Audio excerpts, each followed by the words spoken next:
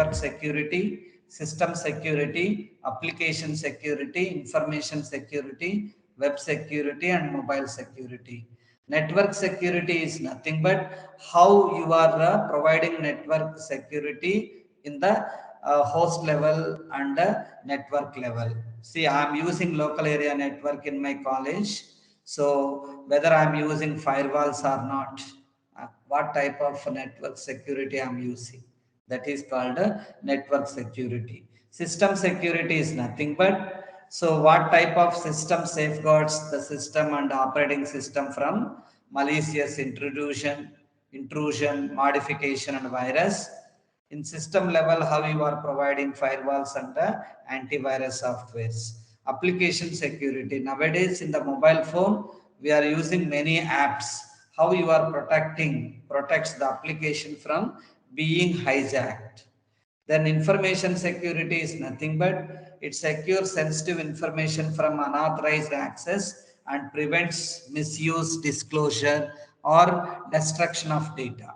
Web security is nothing but what type of web browsers you are using, what type of websites you are opening. It protects web application from security breaches from unauthorized personnel. Mobile security is nothing but protection of all gadgets associated with wireless computing like smartphones, tablets, and laptops. That is called mobile security. So methods of cyber security. See, there are various methods we are using like identity and access management, data loss prevention, proxies, encryption, firewall, cloud security, antivirus and anti-malware, cyber liability insurance, intrusion detection systems, etc. So these are the methods for cyber security. First, you need to identify, protect, detect, respond, and recover. You need to process security and privacy, then identify and access security and privacy, then data security and privacy, application security and privacy, endpoint security and privacy, finally network security and privacy. If you see elements of cyber security, you must know. I have explained already what is meant by application security. So you are using mobile phone or computer. You have installed many applications in your system or you are running one software.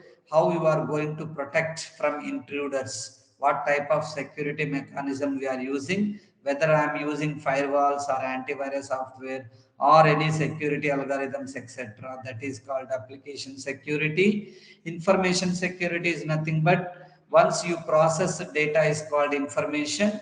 You are storing a huge volume of data in a server or a system or a data center. What is the protection mechanism? What type of softwares you are using to protect your information? Then network security is nothing but one of the type in cyber security challenge.